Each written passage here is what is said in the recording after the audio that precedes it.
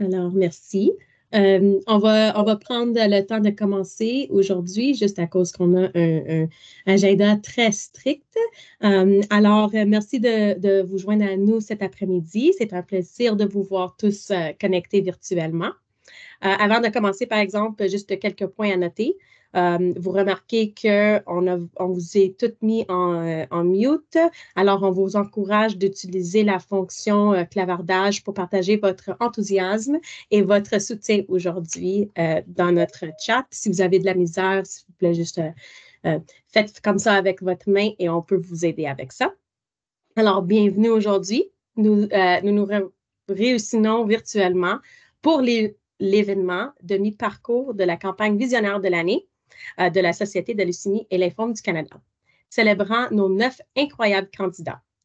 Alors que nous marquons ce moment important, réfléchissons à nos progrès, non seulement lors de la campagne de collecte de fonds, mais aussi aux avancements que nous avons réalisés dans la recherche alors que nous nous préparons pour la suite de l'aventure. Merci à votre soutien incroyable. This event will be hosted in a bilingual format, and we encourage communication in both English and French. We also are recording this session today for those that could not join. So, like Alexa mentioned, if you are uncomfortable being on camera, feel free to close your camera. Alors, un gros merci à notre commanditaire aujourd'hui et de cette année, SMR Expert. Et maintenant, il me fait plaisir de passer le flambeau à Marianne Petit, directrice du développement des ressources financières au Québec, pour parler un peu de la Société de leucémie et lymphome du Canada. Bonjour tout le monde. Hi everyone. Thank you for coming. On se sent toujours privilégié d'avoir des participants, des gens qui sont intéressés à en savoir un petit peu plus sur notre travail. Donc, comme vous savez, on est un organisme national. Donc, juste pour vous donner une idée, actuellement au Canada, on dénombre environ 155 000 personnes qui sont diagnostiquées ou en rémission de l'un des 137 types de cancer du sang. Donc, c'est beaucoup. Puis, notre histoire à la Société de leucémie et lymphome du Canada, qui a commencé en 1955. Donc, on est tout près l'an prochain, on va fêter nos 70 ans. Puis, ça a commencé avec 5 femmes autour d'une table de cuisine qui avaient comme préoccupation de trouver de la recherche pour la leucémie. Donc, ça, c'est là 70 ans, mais aujourd'hui, on est fiers de dire qu'on est le plus grand organisme de santé au Canada qui est dédié à soutenir la recherche et la communauté des cancers du sang. Donc, vraiment une très, très belle progression. Donc, on a pris de l'ampleur et désormais, on travaille dans plusieurs secteurs, mais nos priorités sont toujours de financer la recherche, que ce soit du banc d'essai aux soins. Également, on réfléchit à la manière dont les personnes peuvent mieux vivre avec le cancer du sang. On fournit de l'information ciblée sur le cancer du sang. Donc, on a un super beau site web, cancerdusang.ca, bloodcancer.ca, un endroit où vous trouvez toute l'information nécessaire à quelques clics. Ensuite, nous offrons des outils de soutien psychologique et émotionnel. Vous allez voir dans le chat qu'on a mis les coordonnées de nos merveilleuses et magnifiques personnes au Québec qui travaillent pour la communauté, Jennifer et Joliane, qui sont disponibles. Vous pouvez communiquer avec elles si vous, pour X, Y, vous avez besoin de parler, vous connaissez quelqu'un, il vous arrive des choses. Donc, c'est vraiment les gens qui sont là pour vous soutenir et vous guider dans cette expérience-là de cancer.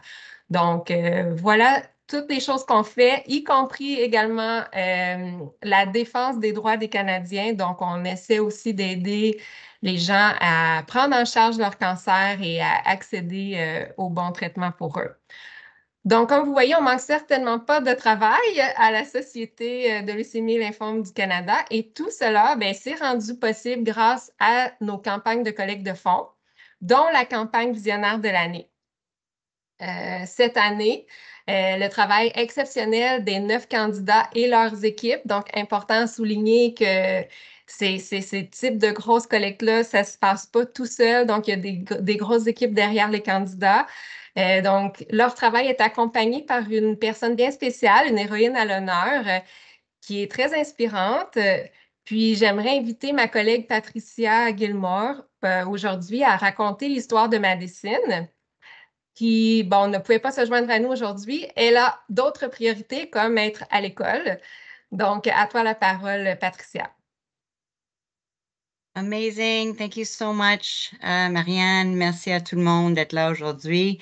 And honestly, thank you for giving me the honor to speak on behalf of Maddie today.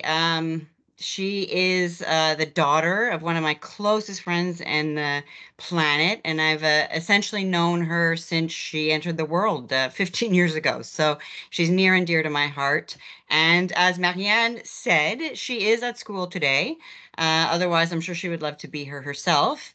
But honestly, I'm sure as much as she would hate to admit this kind of thing as a teenager in grade 10, I'm sure all of you have interacted with a 15-year-old recently and know that what I'm talking about. But ultimately, she's probably pretty thankful that she is even able to be at school because you might have heard her story at the kickoff event if you were there, or in some of the stories online, or even if you attended a Light the Night event, you might have seen Maddie there and heard her story.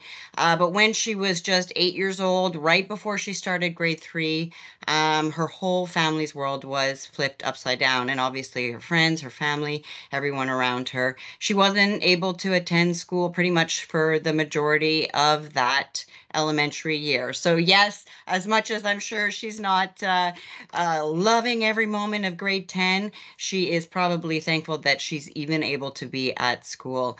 After many random, unrelated incidents, one summer in August of that year, she was admitted to the Montreal Children's Hospital with, I think it was an ear infection or something, seemingly small, did some blood work, and then essentially she didn't come out again for many, many, many months.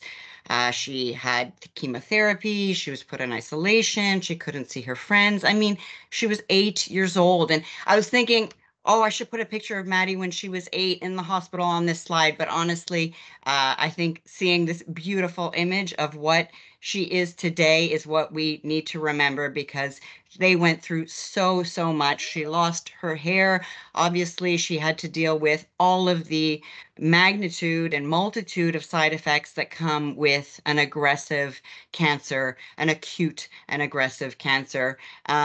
She said it during the kickoff event if you were there, but the doctors told her and her family at the time, this is the good kind, the good kind of cancer, right? Imagine hearing that as an 8-year-old and the mother of an 8-year-old and the family of an 8-year-old getting a diagnosis is just never seems to be a good kind. But thankfully, yes, it was the better kind. And after that acute and aggressive treatment, you see this beautiful, beautiful girl on the slide today. And you might have even seen her in person at the kickoff. And it is really thanks to each and every one of you who put in your time and effort and fundraise over the last few years.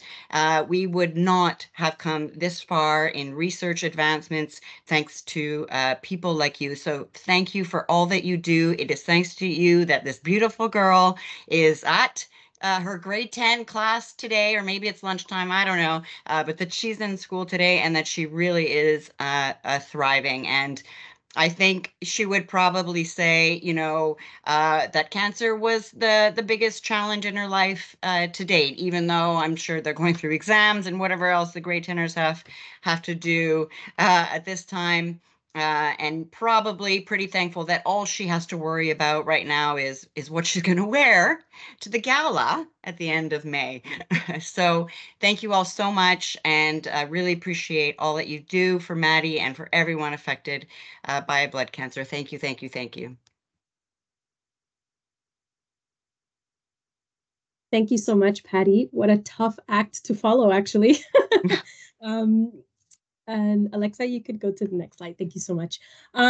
So I just wanted to present the 9 amazing people we keep talking about, we keep highlighting, we keep mentioning their names on social media, on our internal, external communications. So here they are. Here are 9 amazing people that are fundraising for these 10 weeks. And so right now we are currently today at week 5. Le mi-chemin, le mi-parcours, on est à la moitié. Alors, merci à tous ces incroyables 9 candidats. We are doing amazing in Montreal. We are doing amazing across Canada. And so I'm super proud to have the majority of you actually in this room. And yeah, we can pass to the next slide.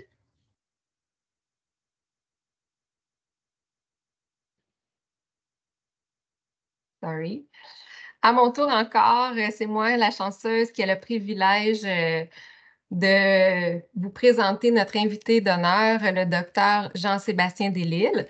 Alors, le docteur Delisle est une figure éminente dans le domaine de la biologie des cellules T, donc en anglais the famous CAR T cells, axé sur l'application en immunothérapie adoptive pour les humains. Donc, à l'hôpital Maisonneuve-Rosemont, il dirige un programme de recherche complet dédié aux aspects fondamentaux et translationnels de la biologie des cellules T. En plus de son leadership en recherche, le Dr Delisle est le directeur médical du Centre d'excellence en thérapie cellulaire, le CETC, supervisant le respect des bonnes pratiques de fabrication pour la fabrication de produits cellulaires qui sont destinés à une application clinique. Donc, les contributions du Dr Delisle au domaine vont au-delà du laboratoire car il a joué un rôle essentiel dans le développement et la mise en œuvre de protocoles utilisés dans des essais cliniques de phase précoce. Ses efforts de recherche actuels sont centrés sur l'optimisation des immunothérapies adoptives par diverses approches, y compris le génie génétique, visant à améliorer la différenciation et l'efficacité des cellules T. De plus, son expertise s'étend à l'immunomonitoring, qui est crucial pour évaluer les résultats de telles interventions thérapeutiques. Donc, non seulement reconnu en tant que clinicien-chercheur FRQS, le Dr Delisle occupe le poste de professeur à l'Université de Montréal, où il transmet ses vastes connaissances et son expertise à la prochaine génération de chercheurs et de professionnels de la santé. Joignez-vous à moi pour souhaiter la bienvenue au Dr Jean-Sébastien Delisle, qui est, comme vous, un leader visionnaire à l'avant-garde de l'avancement des thérapies cellulaires au bénéfice des patients du monde entier. Donc, avant de débuter, j'aimerais préciser qu'il y aura une période de questions à la fin. Veuillez ajouter vos questions au bouton Q&R ou Q&A en haut de vos écrans et nous y répondrons à la fin de la présentation.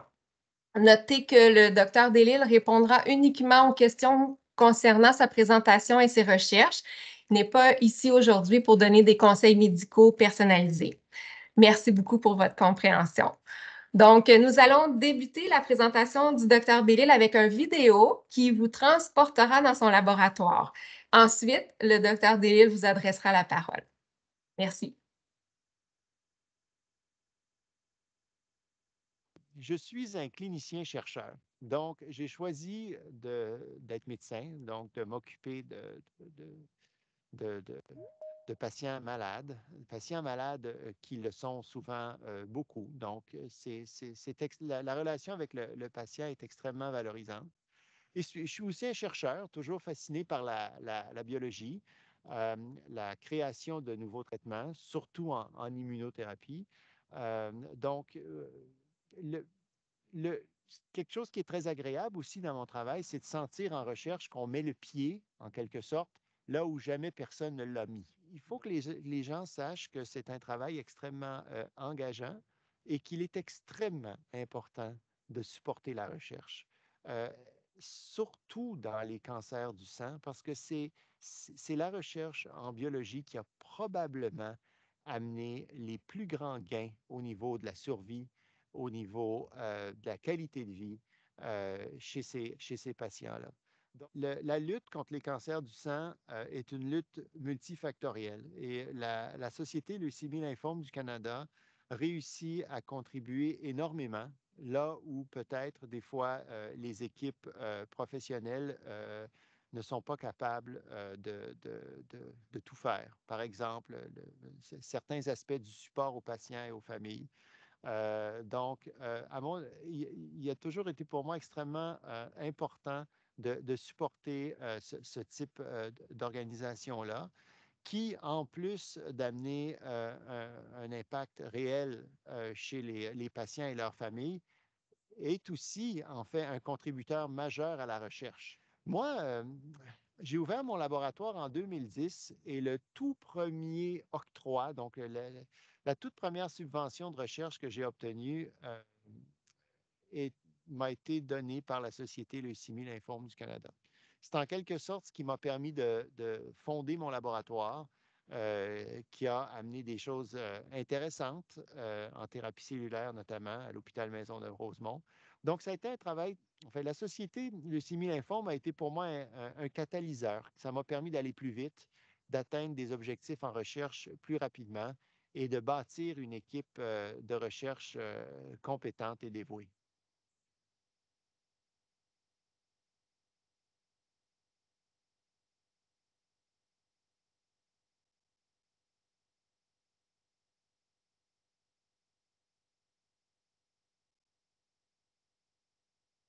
Merci beaucoup.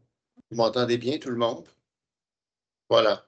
Donc, je pense qu'on pourrait aussi engager le personnel de la Société Leucémie Lymphome pour faire la promotion. J'ai jamais eu l'air aussi intelligent que ça, je pense. Donc, thank you very much to the LLSC staff. I don't think I'm that bright. But je vais vous parler justement là, de ce qu'on a fait, surtout de ce qu'on a fait avec des octrois de la Société Leucémie Lymphome. Je me suis arrangé pour que les diapos soient bilingues. So at the end, do not hesitate if you want to ask a question in French or English. Et tout au cours de la présentation, je vais probablement au moins m'assurer que les points saillants soient compris par tout le monde. Donc, ce sur quoi je travaille, c'est l'immunothérapie adoptive. L'immunothérapie adoptive, c'est fort simple, c'est transférer, injecter des cellules immunitaires pour guérir des cancers. Là où ça fait sa marque principalement, c'est dans les cancers du sang, pas juste dans les cancers du sang, mais surtout dans les cancers du sang. Donc, l'immunothérapie adoptive peut être autologue. Donc, elle peut venir des lymphocytes, la principale population de cellules immunitaires, des patients, ou bien peut être allogénique, vient d'un donneur. Donc, les donneurs, la première immunothérapie adoptive, c'est la greffe de moelle allogénique qui existe depuis les années 70, qui a guéri des millions de personnes qui souffraient de cancer du sang, où là, tout simplement, on transfère des cellules souches, mais avec aussi des lymphocytes, donc des lymphocytes, des cellules immunitaires à un patient.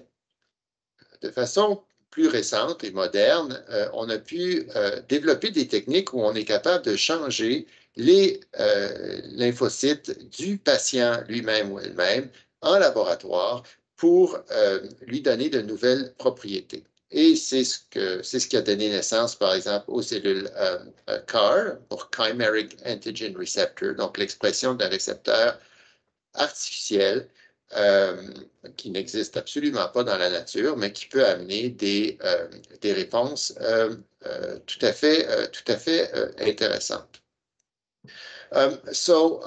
Adoptive immunotherapy only stands for the transfer of immune cells from a healthy donor or from the patient, him or herself, after minimal or sometimes extensive cellular culture and engineering.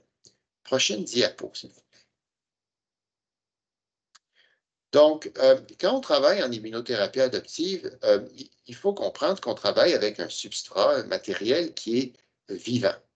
Et moi, ce qui m'intéresse particulièrement, c'est le dysfonctionnement de ce médicament vivant-là. Parce qu'une cellule, hein, c'est comme un être humain, ça vieillit, ça s'épuise, ça meurt. Donc, il faut bien comprendre les mécanismes qui régissent comme ça le destin des lymphocytes T pour être capable bien fabriquer des thérapies cellulaires et de les moduler pour qu'elles soient le plus efficaces possible. Donc, par exemple, un patient qui a reçu beaucoup de chimiothérapie peut avoir des lymphocytes T un peu dysfonctionnels avant même que commence le travail en laboratoire pour les modifier. Pendant le travail en laboratoire pour modifier ces cellules-là, bien, il va y avoir des stimulations, une exposition à différents produits qui peuvent aussi l'amener à être plus dysfonctionnel. Et après qu'on ait fabriqué le lymphocyte, bien, quand on l'injecte au patient, bien, le lymphocyte se retrouve des fois dans des micro-environnements de tumeurs. Et ça, c'est clairement le cas en lymphome, qui vont le rendre encore plus dysfonctionnel. Donc, il faut comprendre comment on peut travailler avec le lymphocyte T, avec quels médicaments on doit aussi administrer le lymphocyte T pour le rendre le plus efficace. So, in summary, adoptive immunotherapy is really working with a therapy that's alive. So, anything that's alive can exhaust, die, but also expand, activate, distribute itself in all sorts of places in the body that sometimes are unreachable to drugs, for instance. Donc, si on peut avoir la prochaine diapo. Ce sur quoi on travaille au laboratoire, et il y a plusieurs équipes comme ça dans le monde, c'est comment on fait pour amener les lymphocytes, les cellules immunitaires, à être meilleures. Donc, ça veut dire quoi, être meilleur? C'est s'assurer qu'elles persistent plus longtemps dans le patient et soient capables d'exercer une surveillance contre le cancer à long terme. On peut tenter d'améliorer leur fonction. On peut tenter d'améliorer leur distribution. On peut leur donner des nouvelles propriétés. Puis ça, c'est vraiment ce qui arrive avec les CAR. On les redirige vers un antigène à la surface des cellules tumorales, un antigène qui naturellement n'est pas ciblé par les lymphocytes T. Et on peut même inventer toutes sortes de fonctions qui sont généralement pas des fonctions des lymphocytes T.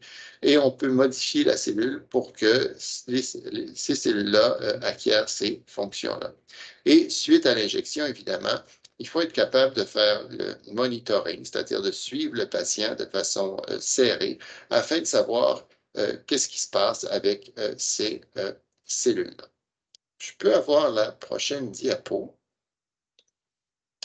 Donc, voilà un petit peu, puis c'est un peu technique là, mais je travaille beaucoup sur comment le lymphocyte T se différencie. Donc, regardez à gauche, vous voyez un lymphocyte T qui interagit avec une cellule présentatrice d'antigène, par exemple. Et là, le lymphocyte T va s'activer, va acquérir des fonctions effectrices pour cibler cet antigène-là, hein, pour cibler la cellule malade. Mais si on lui donne trop de stimulation, le lymphocyte T s'épuise.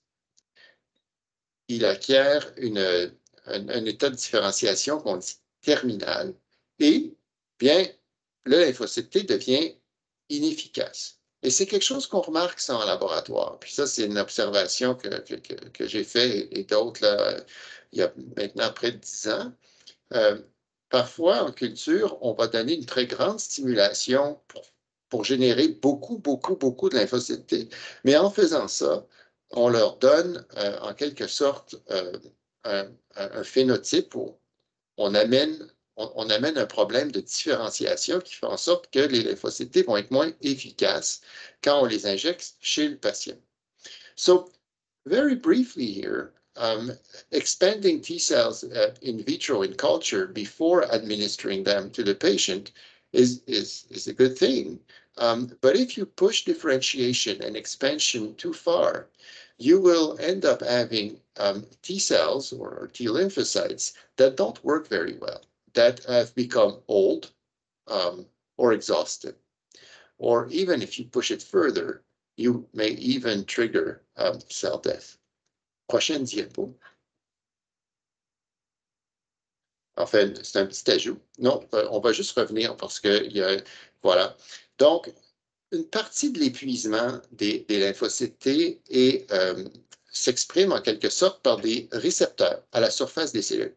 Imaginez que c'est des freins qui disent à la cellule T, oh, tu es trop activé. Si tu es activé davantage, tu vas mourir ou tu vas devenir dysfonctionnel. Donc, quand le lymphocyte T s'active, il se protège. Il exprime à sa surface des freins. Et quand ces freins-là interagissent avec leur ligand, bien, ça fait en sorte que le lymphocyte T ne s'active plus. So, T cells are smart. When they get activated, in order not to get overactivated, they express at their surface a bunch of molecules that are like brakes that will, in fact, shut down the activation process.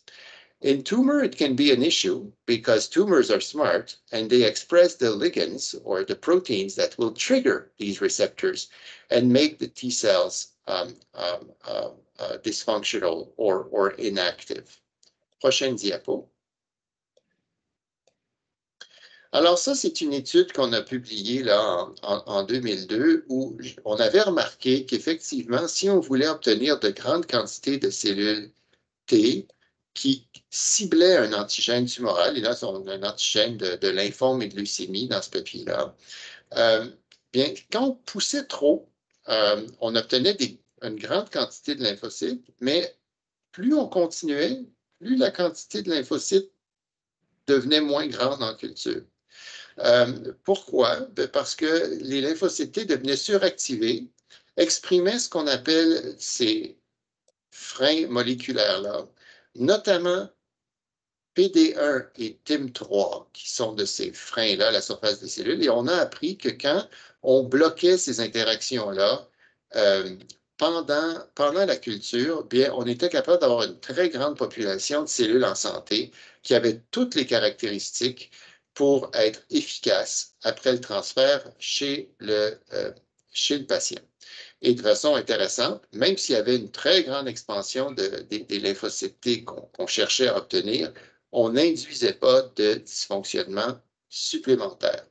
So, very practically speaking, these molecular breaks at the surface of the cells can be blocked. And the result of that is, in our hands, when you try to expand these cells in culture, if you do so in the context of blocking the brakes, so putting a brake on the brakes, you end up having a very large population of antigen-specific T cells that have all the characteristics of healthy cells, and that would be predicted to work very effectively after the transfer in the patient. Prochaine diapo. Et ça, c'est un octroi qu'on a eu l'an dernier avec des partenaires à l'hôpital Sainte-Justine à Montréal, où là, on veut vraiment s'attaquer à des sous-types de leucémie pédiatrique. Et là, on a choisi, nous, la leucémie du nourrisson. Donc, infant leukemia is rare, so that's leukemia occurring before the age of 1. Okay?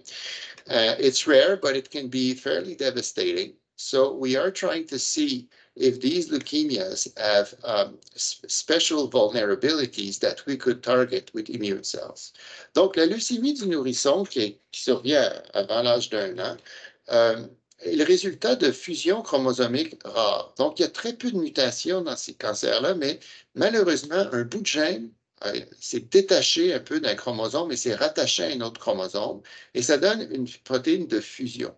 La protéine de fusion n'est pas une protéine normale, ce n'est pas une protéine qui existe dans des cellules normales. Donc, à sa jonction, il peut avoir des séquences de protéines qui sont tout à fait nouvelles. Et quand ces protéines-là sont dégradées et leurs fragments sont présentés à la surface, bien, ces segments-là de fusion peuvent être des antigènes. Okay. Since these proteins do not exist in real life, when they are degraded by the cells and presented at the cell surface, the fusion protein are recognized as, or can be recognized as foreign by the immune cells. Donc, nous, on tente de découvrir ces antigènes-là et de découvrir la réactivité des lymphocytes T contre ces antigènes-là. Donc, on a une équipe d'expertise variée, quelqu'un qui peut faire de la modélisation de leucémie dans des souris, des experts capables de détecter ces antigènes-là à la surface des cellules, et mon laboratoire qui est plutôt spécialisé en lymphocytes T. Pourquoi c'est important de cibler ça? Bien, comme je vous disais, il y a tellement peu de mutations dans les tumeurs, dans ces leucémies du nouveau-né-là, qu'on croit que ces antigènes-là représentent une façon de cibler ces leucémies-là avec de l'immunothérapie plutôt que de la chimiothérapie toxique. So the end result of finding an immune treatment for these leukemia is not only that it could increase the cure rate of these leukemia, but it could, in the end, also help decreasing the amount of chemotherapy we give to these babies. Donc, voilà, comment on fait ça? Finalement, on expose les lymphocytes T aux antigènes qu'on trouve ou qu'on croit être présents. On est capable d'isoler les lymphocytes T qui reconnaissent spécifiquement ces antigènes-là et on est capable de détecter les récepteurs des lymphocytes T très particuliers qui vont être spécifiques. Prochaine diapo. Et ce qu'on a été capable de faire avec la technologie CRISPR-Cas9, qui est un ciseau moléculaire en quelque sorte, on est capable de remplacer le TCR d'une cellule par le TCR qu'on a découvert, par exemple. Donc, le TCR, là, je sais que c'est un peu technique, mais le TCR est ce que le lymphocyte T exprime à sa surface pour reconnaître les cellules cancéreuses. Donc, quand TCR est capable de reconnaître un antigène leucémique, bien, on est capable de l'insérer artificiellement dans des millions de lymphocytes et ainsi préparer une thérapie cellulaire qui serait prête en une semaine, disons. Bon, il y a beaucoup de travail avant qu'on se rende en clinique, mais tout ce que ça montre, là, c'est qu'on est capable, par ciseaux moléculaires, d'enlever le TCR de n'importe quelle cellule et de le remplacer. Vous voyez que la ligne du bas, là, c'est l'expression d'un TCR qui est remplacé. La ligne en rose, là, pardon, l'histogramme ici, la courbe en rose, ça veut dire qu'il n'y a pas d'expression du TCR. Et quand on fait le knock-in, donc on insère le TCR, on le réexprime à la surface des cellules. So, knowing which part of the T cell, the TCR, knowing how it can recognize antigens is very important because there are ways now to characterize this TCR and through a combination of molecular techniques replace the TCR of millions of cells within a week with a new TCR that would be specific for leukemia. So we are working at characterizing antigens from infant leukemia, and also we have in mind a potential therapy to address this problem. Prochaine diapo. Alors, vous pouvez pas. Voilà. Donc, est-ce que tout ça mène en quelque part? Hein? Est-ce qu'on fait ça pour rien? Ben non, parce qu'on sait qu'on est capable d'amener ça à l'étape ultérieure. Donc, c'est l'hôpital Maisonneuve-Rosemont où je travaille et vous voyez aussi le pavillon Ronald et Herbert Black qui est notre centre de thérapie cellulaire. Centre de thérapie cellulaire, c'est où on fabrique des cellules à un grade pharmaceutique. Donc, vous pouvez voir là une photo de l'intérieur où on a des salles extrêmement propres, évidemment, une ventilation qui peut et doit assurer parfois 60 changements d'air complets par heure. Donc, le centre de thérapie cellulaire est une bâtisse de 3 étages, mais là-dessus, il y en a 2 juste pour la ventilation. Donc, on a 13 salles blanches comme ça où on est capable de fabriquer des cellules à un grade pharmaceutique. Donc, c'est c'est le plus grand centre au Canada, ça, il n'y a pas de doute, et un des seuls. Donc, prochaine diapo. Donc, juste pour vous donner une petite idée d'où ça peut aller, nous, on a commencé notre programme d'immunothérapie adoptive clinique chez nos patients greffés. Les patients après greffe de moelle peuvent souffrir d'infections virales, et là je vous ai nommé tous les virus, mais notamment du EBV, Epstein-Barr virus, qui peut causer des lymphomes post-transplantation. Donc les cellules infectées, les cellules B, peuvent se mettre à proliférer et faire des lymphomes quand les patients sont immunosupprimés.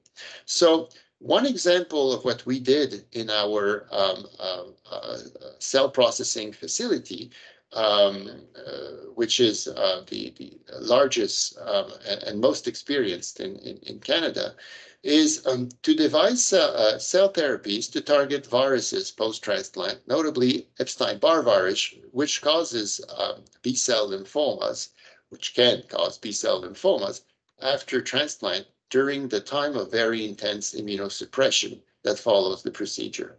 Next slide.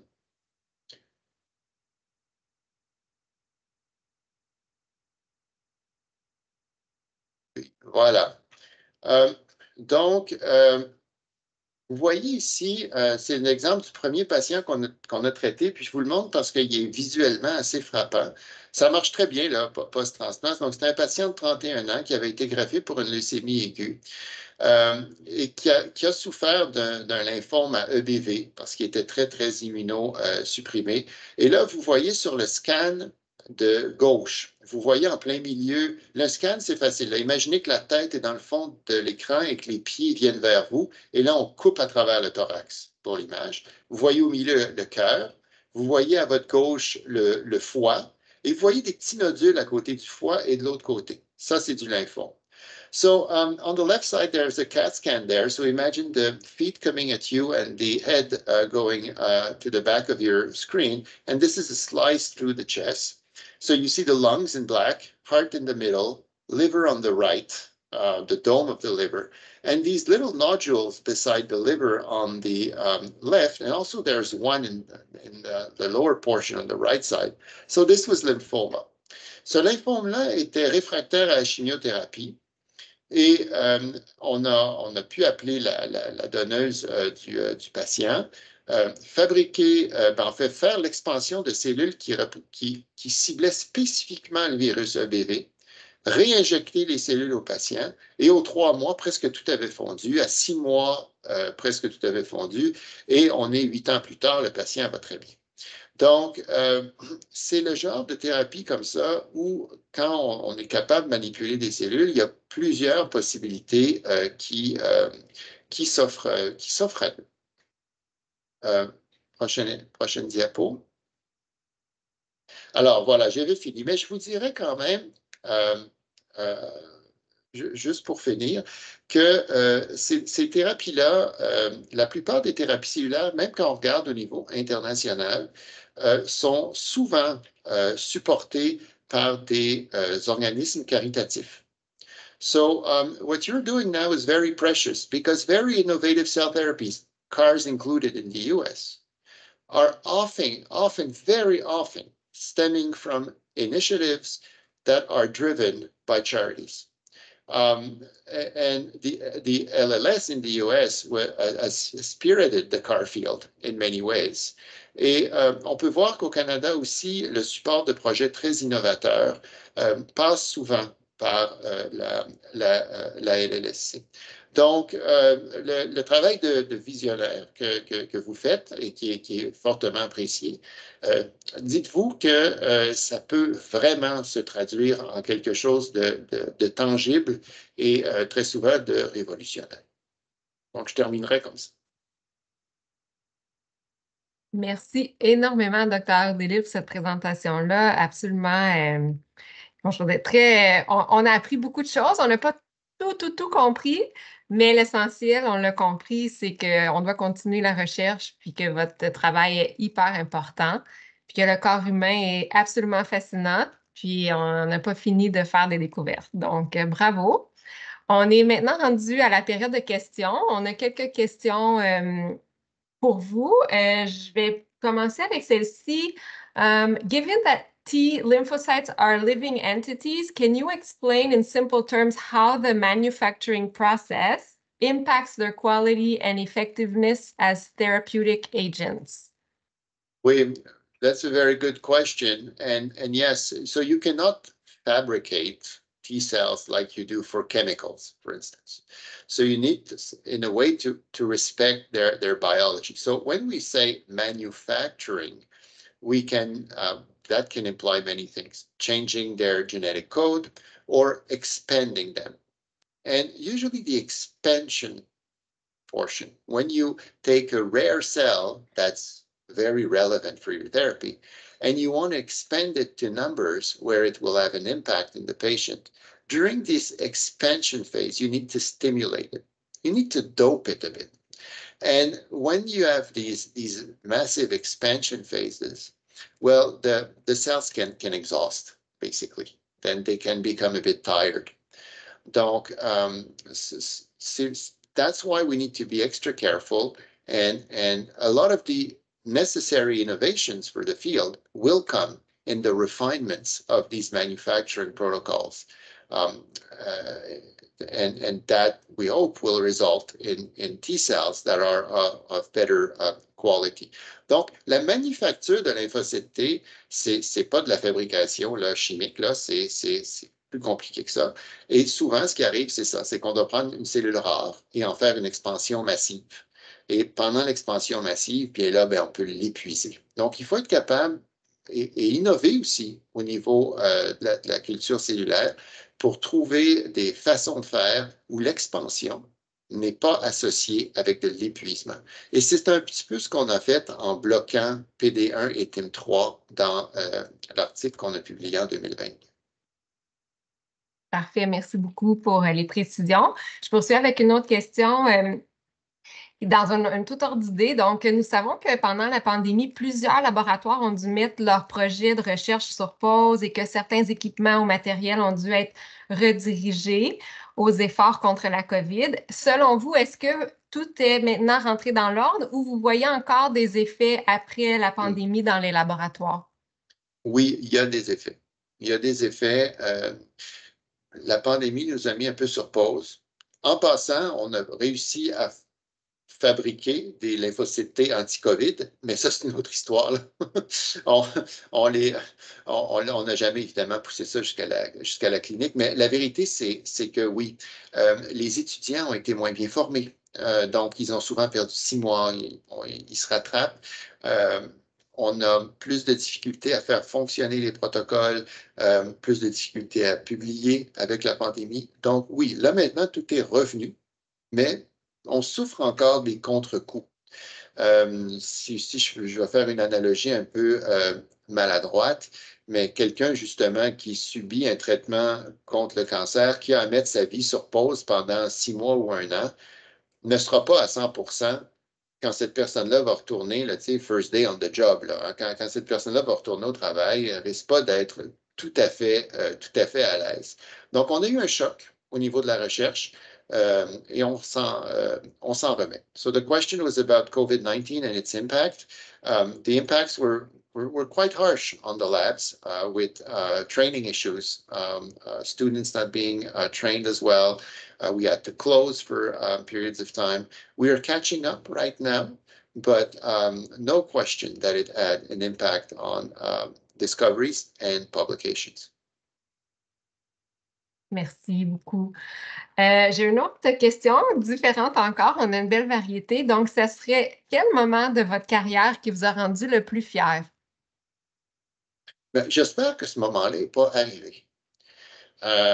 Mais disons que ce qui, puis tout le monde est un peu différent, là, mais disons que voir qu'une thérapie que tu as bricolée dans ton labo réussit via l'expertise du centre de thérapie cellulaire, puis tout ça, à amener des régressions tumorales visibles chez des patients, ça, c'est plutôt satisfaisant. Puis c'est plutôt satisfaisant pour moi, mais aussi très satisfaisant pour tout le monde qui travaille hein, là-dedans. Il y a plein de gens, là, des gens excellents au CETC qui connaissent leur affaire, qui sont de vrais experts, puis qui ne voient pas nécessairement le fruit de leur travail. Donc, on s'assure que ces gens-là sachent aussi qu'ils ont vraiment, vraiment fait une différence. Donc, voilà. So what makes me, well, the proudest so far, I hope there will be other interesting stories, is see the full translation spectrum from the idea you have in a lab to tumor regression in a real person. That's a pretty cool feeling.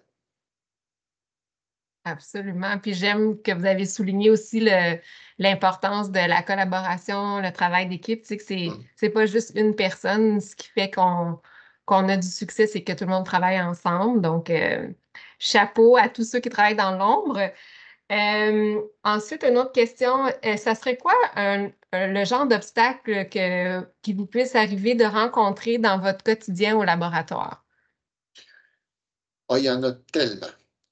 La recherche, c'est difficile. Hein? Il n'y a pas de gratification instantanée. La plupart du temps, nos hypothèses ne sont pas bonnes, donc on se trompe. Donc, la plupart du temps, l'expérience qu'on voulait faire, ben, elle ne marche pas. Je ne sais pas, la culture est contaminée par une bactérie, là, donc ça ne fonctionne pas.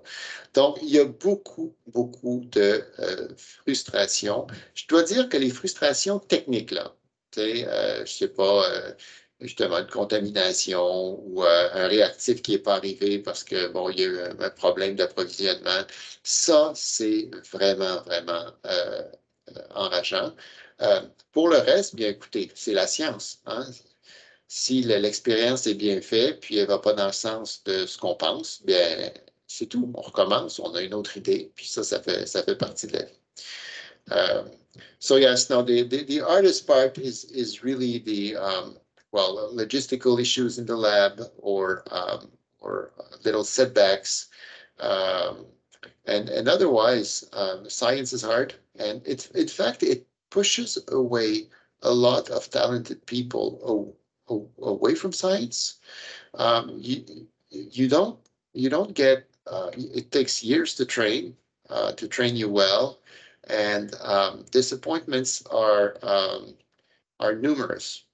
It's just that the highs are so high that you can tolerate the lows. So we continue. Parfait. On développe la résilience. On a une question d'une participante ici qui s'est ajoutée, de Rita. Alors, est-ce que la recherche du docteur Delisle s'applique uniquement aux leucémies, mais peut-elle s'appliquer également au lymphome? Oui, en fait, lymphome, leucémie, et on a eu un octroi intéressant des IRSC là, pour une étude pan-canadienne en myélome. Donc, en choisissant de travailler sur l'immunothérapie, je choisis plus ma modalité que ma maladie. Donc, les travaux qu'on fait peuvent s'appliquer à peu près à tous les cancers du sang. Génial. Bien, écoutez, Dr. Delisle, ça fait le tour de nos questions. Alors, merci beaucoup pour ces réponses-là, pour votre excellente présentation. Donc, je laisse la parole à Samantha pour la suite. Merci beaucoup. Merci beaucoup, Dr. Delisle. Thank you so much. That was a beautiful presentation. Thank you all for the participation in today's event. We're so happy to have opportunities like this where we can share more about the progress and everything that's happening and how we're getting one step closer to a cure, but also, like you mentioned earlier, getting treatments that are appropriate for children as well. That's a really important thing that there has been a bit of a lack. And I'm super happy to hear that there is progress and that there are people like you working on things like this. So thank you so much for everything you and your lab does. And we are in a fundraising campaign. We are in the 5th week. And I just wanted to just repeat the tireless effort that everybody's putting in and what our actual goal in Montreal is and across the country. So across the country, we're looking at fundraising for $2 million, but specifically in Montreal, drum roll, we are looking to raise $500,000 as a collective with our 9 candidates and our amazing 9 leadership committee members as well. So next slide, please. If you are not already following us on social media, please take a moment to join the conversation and the action. There's a lot happening on our Facebook page, in our groups. Please share your stories with us. It's always a pleasure to be listening and, really out there in the community and hearing from you guys as well. You can follow the campaigns. You can see all of the amazing events the candidates are hosting in the next 5 weeks and what they had already hosted in the previous 5 weeks. Don't forget to share and tag and use our social handles. And thank you again so much for joining us today. Let's make the next 5 weeks magical. To the candidates, good job so far. And, I hope you took something from this presentation, that your efforts and your work and everything that you're putting in to this campaign speaks volumes and has an impact. Like Dr. Delisle said, it's a tangible impact that you guys are making. And I hope you guys are proud of this effort and this campaign and everything that you're doing, working towards this $500,000 goal. So thank you so much. Merci à tout le monde et bon après-midi. Merci tout le monde. Merci, au revoir. Salut, merci tout le monde. Merci, Dr. Sam, I Delisle. think there's more question from Otavio here for Dr. Delisle, if he has a small, quick moment. No problem. I'm here. Thank you, Dr. Delisle. Otavio asked, est-ce que l'avancée dans les IA peut ou pourra vous aider dans la recherche? Oui, puis c'est déjà bien intégré. So, il y a intelligence artificielle, là. Donc, la réponse est oui. La plupart des algorithmes pour comprendre les antigènes à cibler dans la leucémie, il y a quelques-uns de ces outils-là qui ont fait appel à de l'apprentissage profond. Et quand on cherche les marqueurs de réponse en thérapie CAR-T, par exemple, on utilise beaucoup les jeux de données pour tenter de trouver ou bien des biomarqueurs ou bien donner un indice sur les mécanismes qui régissent la vie de ces cellules-là. So there's definitely merger between biology and artificial intelligence in our field as we aim high and broad when we analyze cells to understand all the relevant mechanisms. So we generate more data than what a simple human brain can interpret. So machines are definitely helpful. Thank you. That was a wonderful question, Ottaviano. Alors, merci beaucoup. Thank you, everybody. And we will see you all at finale. Excellent, merci. Good, bonne chance. Merci beaucoup. Merci tout le monde. Bonne fin de journée.